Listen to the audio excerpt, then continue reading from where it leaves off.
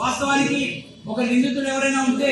తన కేసు నుంచి తను తప్పించుకోవాలని తనకు జబ్బు చేసినప్పటికీ కూడా నాకేం తెలియదని చెప్పి తప్పించుకోవాలని చూస్తారు. మరి నువ్వెందుకు ఉల్టా తిరుగుతున్నావు, బ్లాక్ మెయిల్ చేస్తున్నావా, లేదా నీకు ఇస్తాన ప్యాకేజ్ చేయలేదా, లేదా నీకు ఇంకేమైనా చేస్తారా అని చెప్పి జనరల్ గా సాధారణంగా కొంతమంది నా మిత్రులు కానీ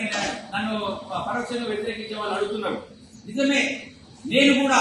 బుద్ధి గడ్డిని 5 కోట్లకు 50 లక్షల చొప్పున కమిషన్ ఇస్తా అని చెప్పి పోయిన నేను అదే ఇప్పుడు 9 సంవత్సరాలు ఈడి కోర్టుకు అక్కడ కోర్టుకు తిరుగుతుంటే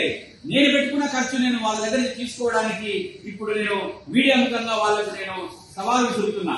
ఆ రోజు రేవంత్ రెడ్డి గారు నువ్వు నాకు 50 లక్షలు ఇస్తా అని చెప్పి మాటిచ్చి నమ్మించి మోసం చేసి నువ్వు అరెస్ట్ అయిన తర్వాత నీ భార్యతో ఫోన్ చేపించి టీకారెడ్డి తోటి మత్తయ్య కనుక తెలంగాణ పోలీసులు సరెండర్ చేస్తే ఎమ్మడే మత్తయ్యని అరెస్ట్ చేస్తే చంద్రబాబు రేవంత్ రెడ్డిని పార్టీ నుంచి బహిష్కరిస్తామని చెప్పి ఆయన